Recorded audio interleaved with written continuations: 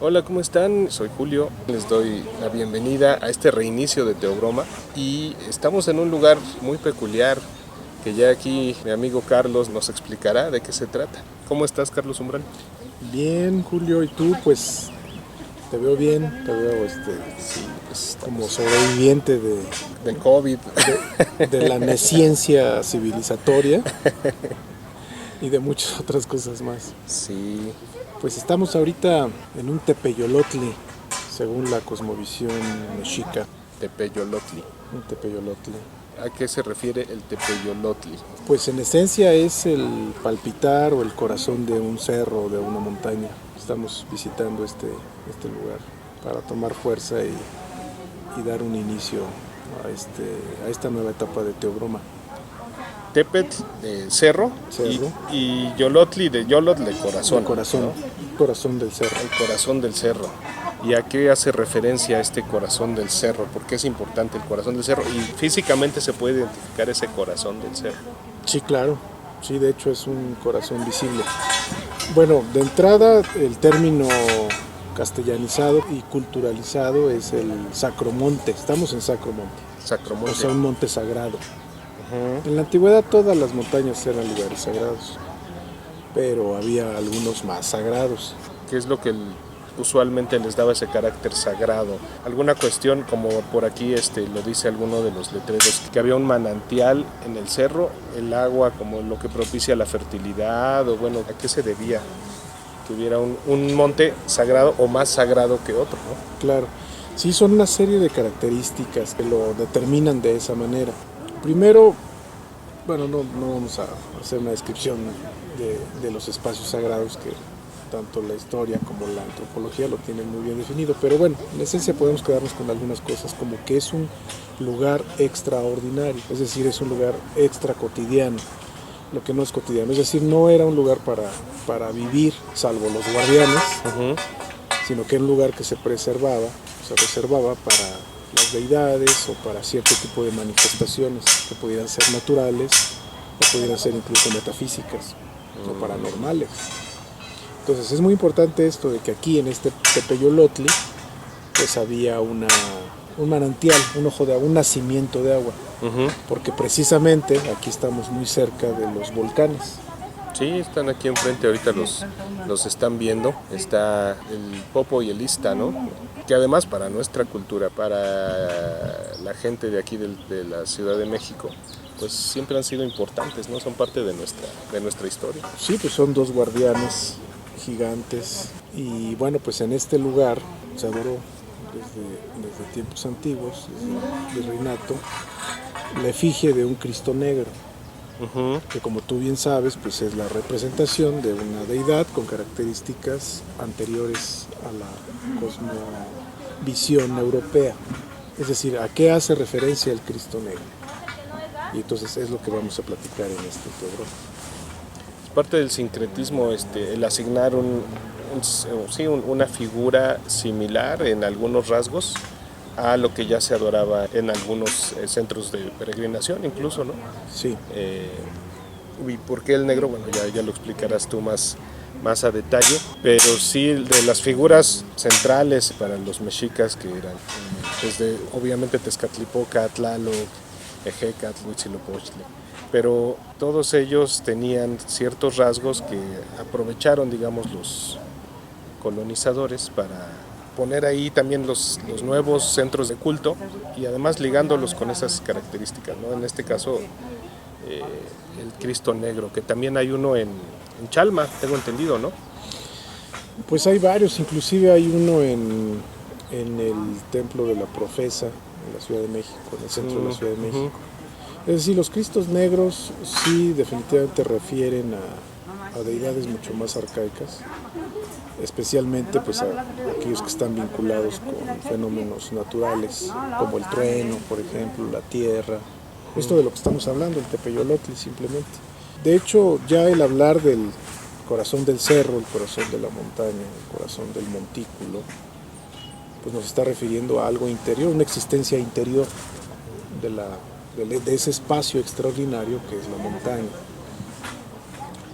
Y el hecho de que sea negro, pues implica, bueno, que sea un Cristo, porque hay que entender también que hay una acepción, no nada más el significado o la figura histórico o mítica del Cristo, sino que hay una caracterización de lo que es un Christos, ¿no? O sea, es una entidad que sufre, y esa entidad que sufre es para generar una transmutación del antes al después.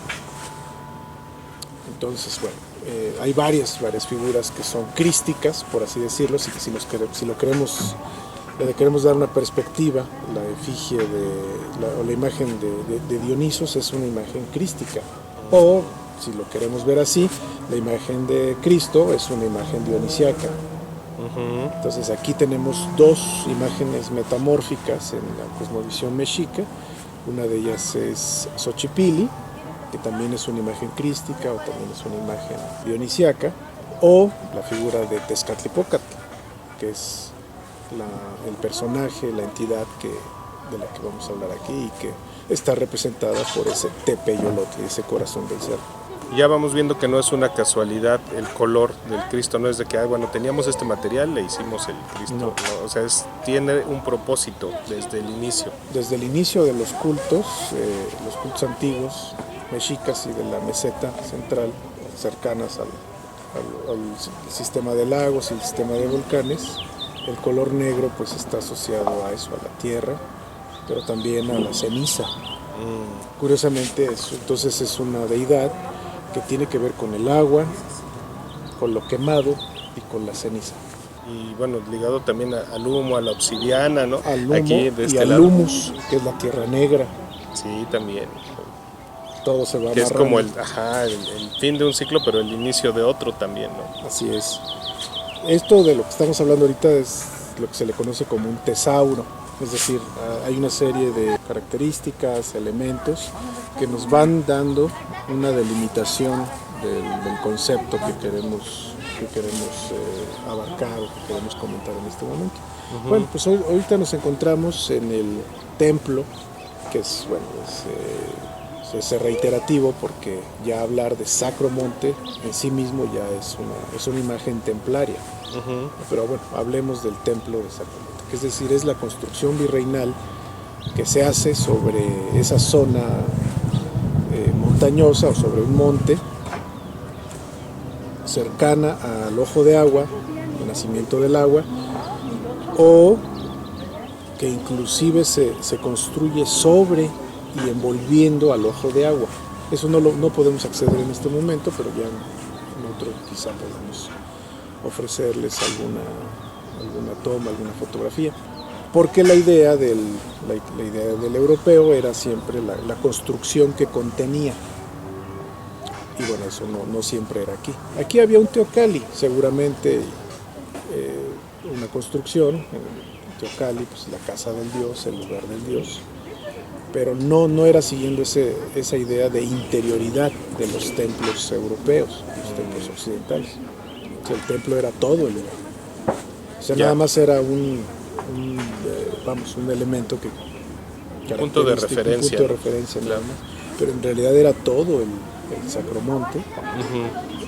Y que de hecho además pues hoy es una reserva natural. Sí. Y seguramente se considera reserva natural porque debe haber especies y fenómenos ecológicos endémicos que no se dan en ninguna otra parte. Entonces tenemos la circunscripción de lo sagrado como algún espacio extraordinario dentro de lo metafísico, lo simbólico, pero también tenemos una idea extraordinaria a partir de lo biológico, lo ecológico, sí. que es lo endémico. O sea que hay especies y hay fenómenos naturales que no se dan en otro lugar. Sí. Entonces ahí encontramos una línea de referencia de cómo se percibía desde la antigüedad este espacio. Sí, como un todo, ¿no? Como un microcosmos, como un sí, desde el árbol, ya lo están viendo también aquí en el video, el heno que cuelga de los árboles, este tipo de plantas que pareciera que no, bueno, yo no he visto algunas de ellas en otro lado. En esta región sí es común que haya ciertas plantas, pero la variedad que hay aquí, la forma, esta como abundancia de estas plantas, de estos árboles, y este color dorado del que hablan por ahí en uno de los letreros a la entrada al parque, bueno, a la reserva más bien, sí le da una apariencia muy, muy particular, muy característica, yo diría, de este lugar, que yo no había visto en otro lado, ¿no? Estos elementos que tiene. Sí, es... De hecho, la imagen que se ofrece en este momento, la imagen que ahorita está ocupando el centro, el templo católico, el templo arquitectónico, digamos, porque el otro es el templo natural que contiene al arquitectónico, es la imagen de un Cristo en una posición saturniana. Es decir, es una posición, una fisonomía y una posición melancólica, de la bilis negra, curiosamente. Entonces tenemos, o sea, la melancolía es el resultado de la acción de esa sustancia que es la bilis negra, ¿no? De ahí viene melanoma, o sea, lo oscuro, de la melancolía, ¿no? Es decir, lo que es negro, lo que es oscuro. Y bueno, y tenemos entonces, si tenemos un Cristo melancólico ahí, pues tiene que ver de alguna manera, aunque ese Cristo no es negro, tiene que ver con la negrura de un Cristo, pues. Sí, sí. Un Cristo melancólico. Sí, es una relación que no es tan aparente, o sea, no salta a la vista esa relación, ya habría que buscarle un poco más, pero sí hay una relación, ¿no? Sí, sí hay una relación. Vamos a ofrecerles unas tomas, unas imágenes a quienes nos acompañan del verdadero Cristo Negro, que en este momento, hoy, ¿qué día es hoy? Hoy es domingo, hoy es 15 de mayo. 15 de mayo, mediados de mayo. Del 2022. El 2022, no está la efigie más venerada aquí por una serie de situaciones ahí que tuvieron que bajarla a otro santuario, pero nos ofrecen este Cristo, esta imagen crística, esta imagen metamórfica, esta imagen sufriente, pero cuyo sufrimiento transforma, que está en una posición melancólica, en una actitud de impregnación de la bilis negra. Sí, nos decían que el Cristo Negro ya tiene alrededor de 2 años que está ahí en el santuario de la Asunción, que es aquí abajo, o sea, incluso desde aquí se ve el santuario, allá. Y es que la vista de aquí es muy hermosa, en realidad sí se domina como todo el valle aquí abajo. Supongo que se atravesó la pandemia, ya no lo pudieron regresar, pero ya nos contaban que pronto se va a subir esa imagen, va a ocupar el lugar que tradicionalmente tenía, el que tú recuerdas de la última vez que visitaste este lugar. Sí. Y va a ser un evento interesante también, ¿no? O sea, el sitio, el culto que se tiene, la devoción que se tiene hacia la figura, y ya cuando regrese esa figura, yo creo que va a ser todo un acontecimiento para la gente. Sí, porque es volver a depositar al Tepeyolotli, es decir, al Cristo Negro, al Metamórfico Negro, al Tezcatlipoca Negro, lo depositan en un templo, en un nicho telúrico, un nicho pétreo, en el corazón del cerro, lo redepositan ahí. Entonces, obviamente es muy importante, es una especie de renacimiento y de repalpitación, de reanimación de la energía psíquica del culto, que viene a partir de lo social. Toda esa energía psíquica se va a concentrar en esa peregrinación. Por eso nos platicaba uno de los guardianes de aquí, del templo, que tenían que ir haciéndolo en etapas. También si lo hacen en un solo trayecto, pues se pierde todo ese valor simbólico. Tiene que darle un respeto que va siendo por etapas, por pasos lentos. Hablabas también de la conexión con otros centros de culto donde también hay un Cristo Negro. Decías la iglesia de la Profesa. De la Profesa, que también vamos a visitar. Sí, yo no la conozco, me ha hablado Carlos mucho de ese lugar. Y además de la energía que tú percibes ahí, ¿no? Sí, porque inclusive la Profesa, si mal no recuerdo, curiosamente ahí se gesta las reuniones subversivas o las primeras transgresiones para lo que es la guerra de independencia. Lo cual fue una transformación, que no fue un cambio menor, pues, es decir, fue un cambio de orden para todo lo que fue la Nueva España. Esta virtud de los cambios, tú hablabas de que cuando visitas la Profesa, tú percibes cambios en tu vida, ¿no? Sí, bueno, es un lugar en el que para comenzar, pues se parece mucho a un Tepeyolotli también. Ujú. O sea, la profesa misma en sí es una montaña arquitectónica. Y pues los santos, o las efigies que se adoran ahí, pues siempre están asociadas de humo. El humo a lo que nos está asignando pues es el fuego, nos alude al fuego y el fuego a la transformación. La transformación, sí, es una cosa hasta alquímica de repente, ¿no? Sí, aquí ya se mezcla todo, porque si hay Sí. universales en el simbolismo, pues, como somos seres humanos, Sí, pues identificamos ciertas cosas que son universales. ujú. Y bueno, ya en cada cultura va tomando sus especificidades, pero bueno, el fuego en todas las culturas seguramente se observó como un gran transformador. Y esa virtud transformadora del color, bueno, de las figuras que no casualmente tienen un color negro, que se atribuye también a Tezcatlipoca, que también era un transformador. Veníamos Era un transformador. en el camino aquí, Carlos me venía hablando pues de lo que significó Tezcatlipoca para la cultura de aquí, Centro. del centro de nuestro país, de lo que daría lugar a Tenochtitlan, pero además lo importante que fue para esta cultura que dominó toda esta zona, ¿no? Y entre esos atributos estaba pues el dar pie a transformaciones, lo mismo, por ejemplo, dar una enfermedad que quitarla, ¿no? O darte algunos bienes que quitártelos, ¿no? Al final voltear tu mundo, ¿no? Cambiarte tu marco de referencia, decías. Así es. De hecho, estamos muy, como bien decías hace rato, estamos muy cerca de Popocatépetl y el Ixtlaxíhuatl. Es decir, no es gratuito que este templo natural y este templo simbólico o este templo arquitectónico miren, porque están mirando Sí, hacia los volcanes. Ahorita vamos a hacer una explicación visual de por qué miran hacia los volcanes. Los volcanes, como tú bien sabes, son gigantes y son gigantes transformadores, porque una erupción te cambia todo, cambia ¿no? absolutamente todo. Y entonces, bueno, toda esa inmersión en esa energía volcánica que transforma todo lo que son sus laderas y todos sus alrededores, pues es una especie de burbuja de transformación.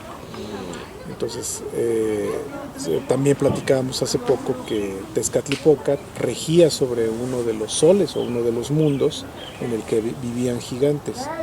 Bueno, pues estos dos son gigantes, un gigante dormido y el otro está semidespierto, somnoliento, o en estado de ensoñación. Digamos, el Popocatépetl sería un gigante en ensoñación.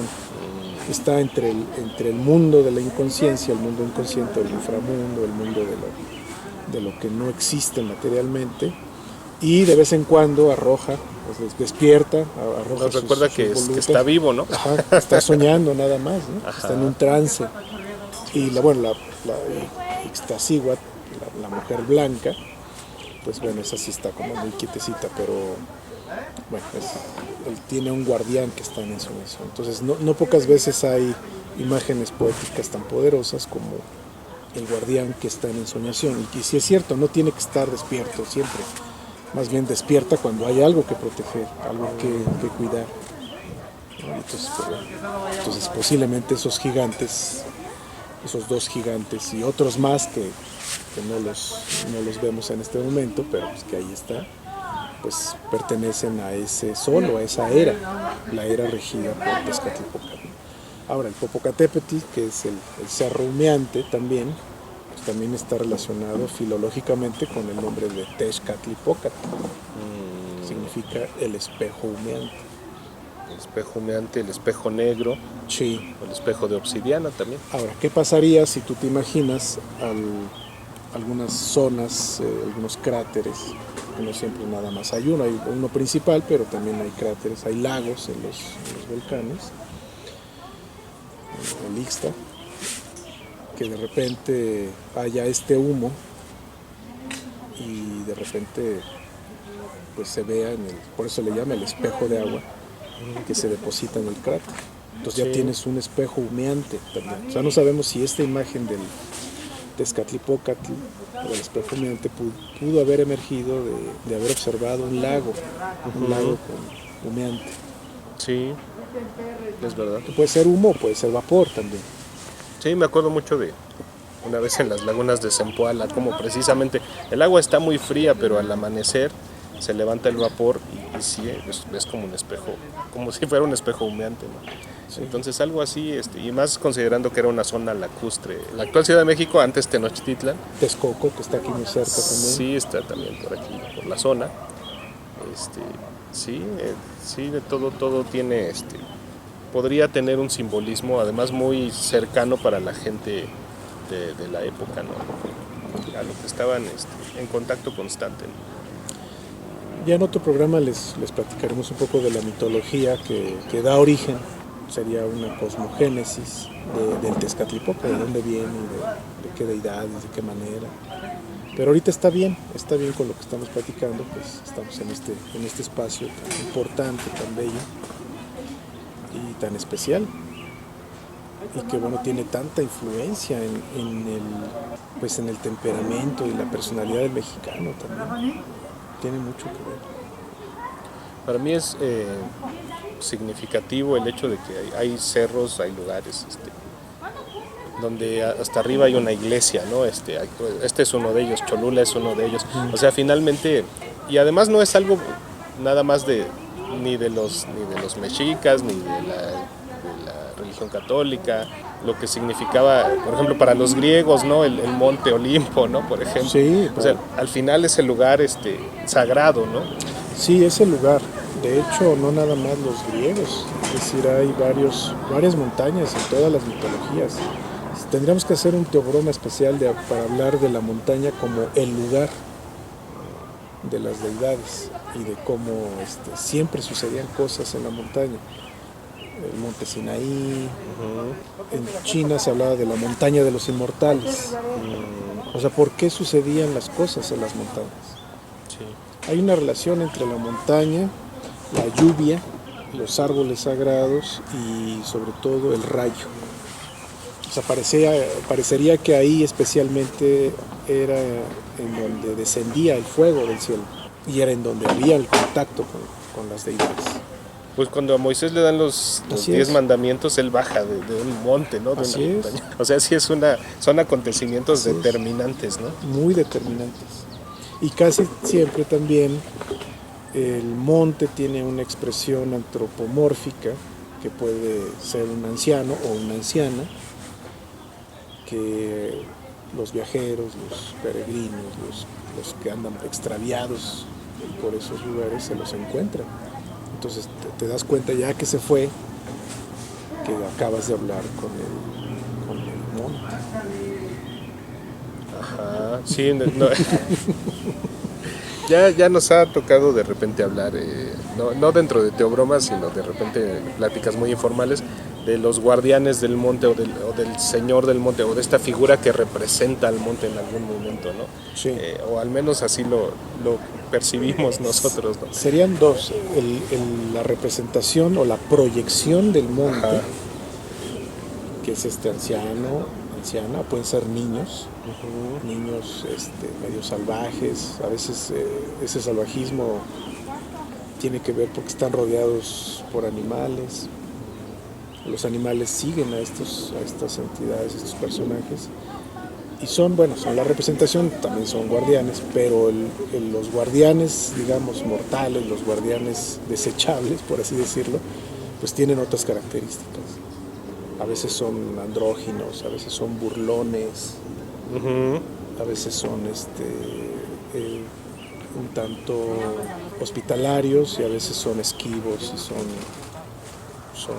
muy reservados, pero el otro es la expresión. Pero bueno, también de eso podemos hablar. Sí, es que hay varias figuras de las que ya nos está dando este teobroma para hablar en otros teobromas, ¿no? Desde la carta cero, que en algún momento hemos hablado de eso, de la figura del loco, ¿no? Del viajero, del miserable, de los guardianes de los templos. O sea, en realidad hay muchas figuras de las que a mí me gustaría que hablaras, que nos compartieras. Y ya las estaremos tratando y los invito a que nos acompañen en otros teobromas.